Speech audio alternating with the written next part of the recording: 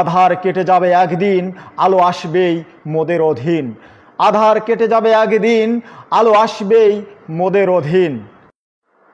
আলো আসবে কবিতার শিরোনাম। লিখেছেন কবি মোহাম্মদ বজলুর রশিদ ভাই।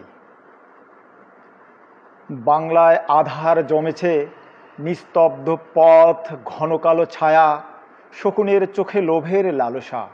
আকাশ জুড়ে মেঘের ঘন ঘটা, হারিয়ে গেছে পথ, নিভেছে যত আলো, স্বপ্নগুলো যেন সব দগ্ধ হলো। আধার কেটে যাবে একদিন, আলো আসবেই বাংলার ঘরে। দিগন্ত ভেদ করে উঠবে সূর্য, মাঠে ফুটবে সবুজের হাসি, পাখির কণ্ঠে ফিরবে গান, কৃষকের মাঠে গরিবের ঘরে আসবে সুখের নিশান। ভাঙবে শিকল, উঠবে ধ্বনি, স্বাধীনতার বিজয়েরই গান। চিরচেনা বাংলার মাটির বুকে জাগবে আবার শিকল মুক্ত প্রাণ। আধার কেটে যাবে একদিন, আলো আসবেই মোদের অধীন।